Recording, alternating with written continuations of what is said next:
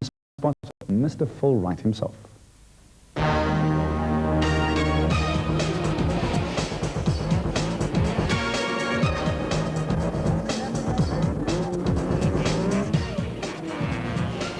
Tarleton International Raceway outside Krugersdorp saw the final round of Super Series 98. And although the titles in some of the classes and categories had already been clinched, there were still a number of scores to be settled in others. In the junior motorcycle category, Gareth Swanepoel had taken his second title in a row, but things were not over yet in the battle for second position. But the champion had his strategy worked out for another win. Well, it's actually easy. It's kind of relaxing. I'm also riding the 200 class today, so I'll work hard on the 200 class and the 80 class. I'm just going to take the 80 class fun today. 13 bikes on the starting grid with every youngster on his 80cc machine in the mood to see if they could do anything about Swanepoel's domination. Swanepoel, Jaco Wolmerans, Jamie Hilton and Michael Koch all got a good start. But soon it was Swanepoel on his Elna Fox Kawasaki who moved to the front as he negotiated the first few corners more smoothly than the rest.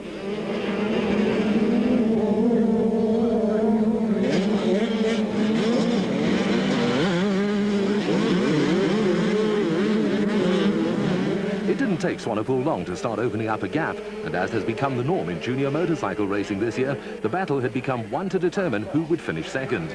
Swanepoel had already taken all 5 previous overall victories.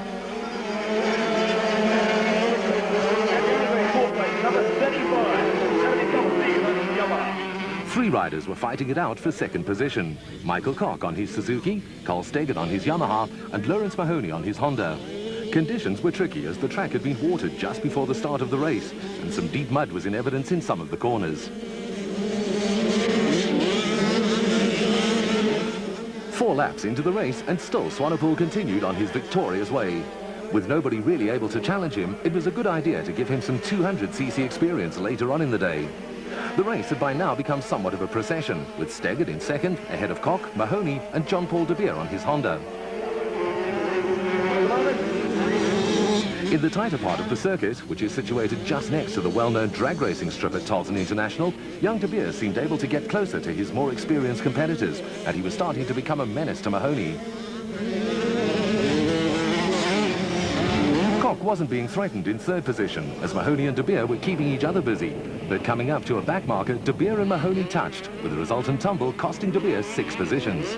No matter how much protective gear you wear, it still hurts, and it takes lots of courage to get back into the race. The unfortunate Gert Pretorius himself came off his Honda a little later, but nothing could stop the flying Gareth Swanepoel, who racked up another victory in the junior motorcycle category. Having made his point, Swanepoel would not be in action in this class again, leaving it up to the likes of Steggert, Koch, Mahoney, Darrell Fitzgerald and Hilton to fight amongst themselves. We pick up the action in the third race of the day, on lap 3, with Carl Steggert on his Yamaha leading Jamie Hilton. Behind them, a nice little battle for third had developed between Michael Koch on his Suzuki and Lawrence Mahoney on another Suzuki. With Swanepoel taking part in the 200cc race, it was rather refreshing to see some new names at the front of the field.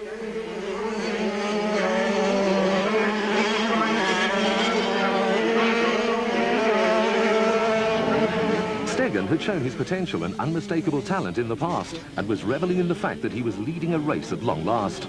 Hilton had also been a consistent front runner and had the bit between his teeth to try and catch the leader.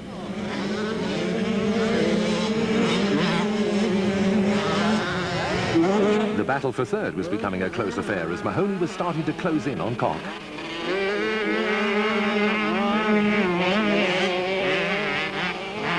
But on lap 6, disaster struck for the leader, as Steggert lost his front wheel on the slippery surface, coming down hard and losing 3 places as first Hilton, then Koch and Mahoney came past. Motorsport is a cruel school of life.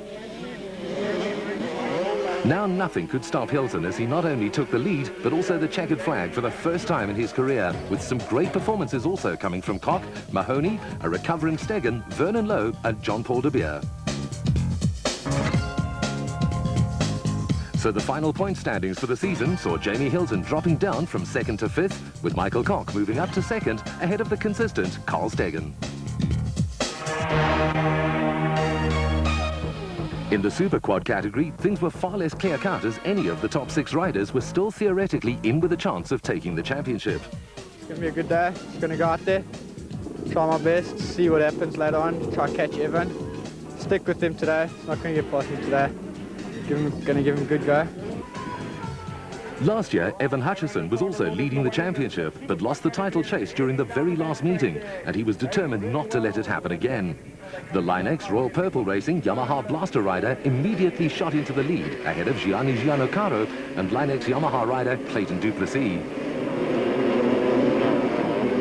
Hutchison opened a lead immediately, but Duplessis launched a serious attack on Giannocaro, as he wasn't keen on seeing the championship leader disappearing into the distance.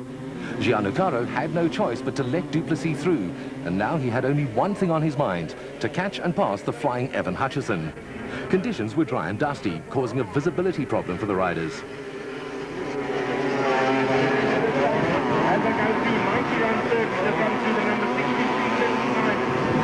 Hutchison has had another very good season this year, having taken overall victory in all the previous rounds.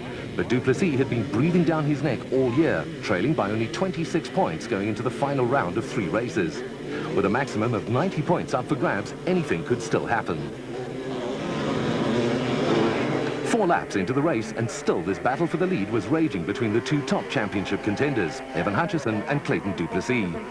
Duplessis was trying his level best to find a way past the leader, but Hutchison is very experienced and knew all he had to do was to follow his lines.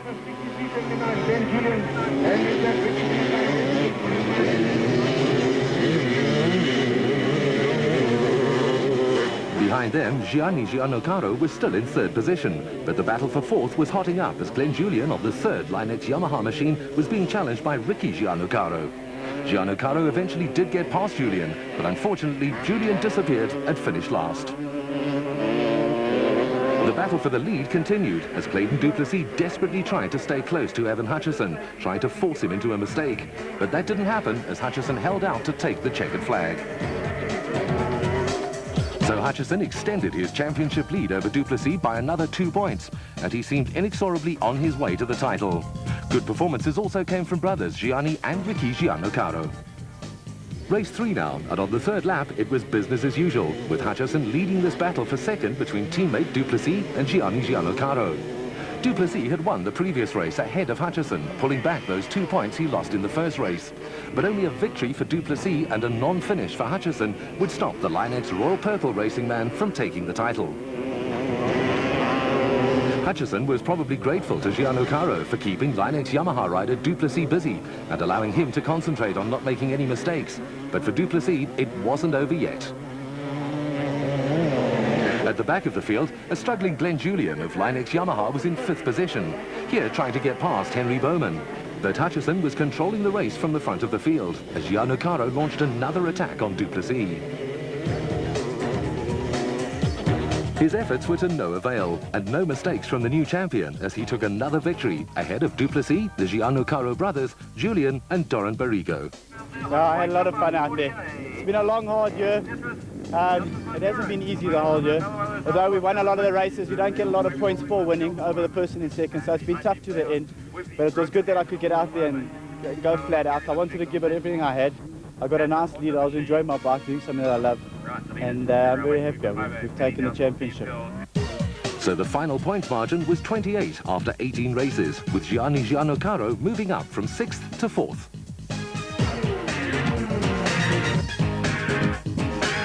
Back to the 2-wheel brigade now, and in the 200cc category, Freddie Fourie had the best chance, but theoretically any of the top 5 could still take the title. A disappointingly small field of only 8 motorcycles came under starters' orders for the first race of the day, but a point of interest would be the performance of young Gareth Swanepoel, who was making his racing debut on a 200 machine under the Elna Fox Kawasaki banner. Even though he did get the whole shot, he lost 4 places in the first corner when the lead was taken over by Ryan Hunt on his Fuchs Silkeline AGA Panasonic KTM.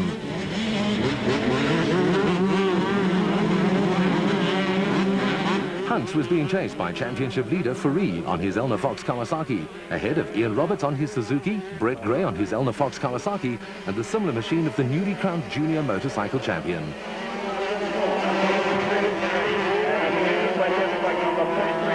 Hunt had missed out on 2 events this year due to other racing commitments and had lost all chances of taking the title, but he was going to make life as difficult as possible for Fourie. Swanepoel was still coming to grips with the power and handling of his new bike under racing conditions, but was showing just why he's been rated so highly. He was being hard pushed by Neville Bradshaw on his Suzuki.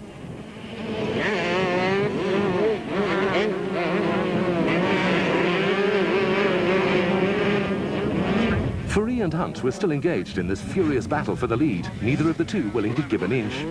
The 200cc category has traditionally been one of the most competitive in Super Series 98. But with many of the top names not in this race, it was up to the top 6 to provide the entertainment.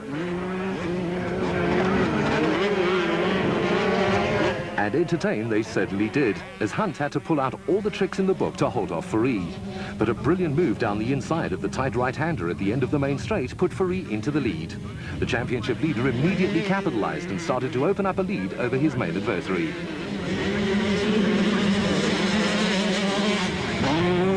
Six laps into the race, and still this bitter battle for the lead was raging between Freddie Fourie and Ryan Hunt. The different tactics were very clear. Hunt was attacking into every corner, trying to prize an opening from Fourie's hands, while the race leader was taking his lines, forcing Hunt to find his own way past.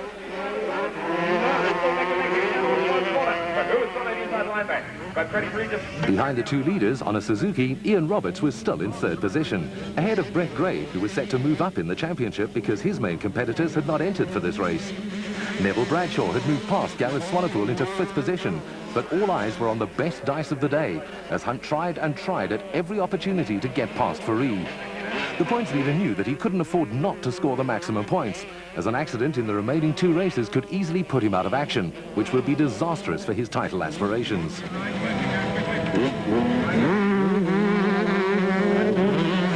Fourie showed tremendous maturity in the face of the race-long onslaught from Ryan Hunt, who just didn't have an answer to the fine racing skills displayed by his younger adversary.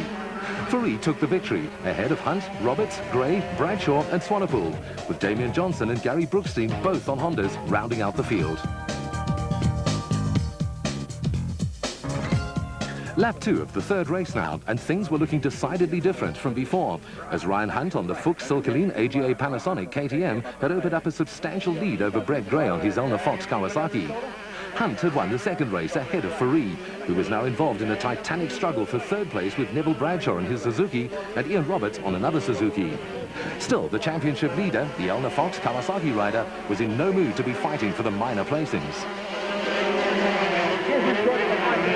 Oblivious of what was transpiring behind him, in fact he probably couldn't care less, Hunt concentrated on controlling the race from the front, while it seemed as if Fourie had finally succeeded in breaking away from Bradshaw and Roberts. His next target was his teammate Brett Gray, son of former Superbike great Rodney, and one of the stars on the horizon of South African off-road racing. Roberts and Bradshaw had no intention of letting him go though, and were very much in touch. Fourie always seems to be in the thick of things, and while Hunt and Gray pulled away at the front, all eyes were on this battle for 3rd, as Fourie tried not only to close the gap to the 2nd place man, but also to keep Roberts at bay.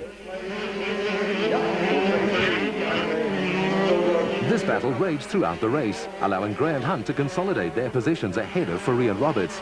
But in the end, Fourie couldn't hold on to 3rd and conceded to the charging Roberts. With Hunt winning 2 races on the day, he took overall victory, but Fourie's 2nd place overall was enough to ensure him of the title. I just basically, like I said, needed 9 points to win. I had a very good first lead. Me and Hunt had a good tussle, and the 2nd race I came 2nd, which I'm very happy with. Yeah, I just need to stay consistent and get the points, that's all. Brett Gray moved up from 5th to 2nd, 73 points behind Fourie, pushing Leonard Peterson down to 3rd, while Hunt moved up from 9th to 6th. Next week, we'll bring you highlights of the open motorcycles, the pro quads, clubmans and the car categories.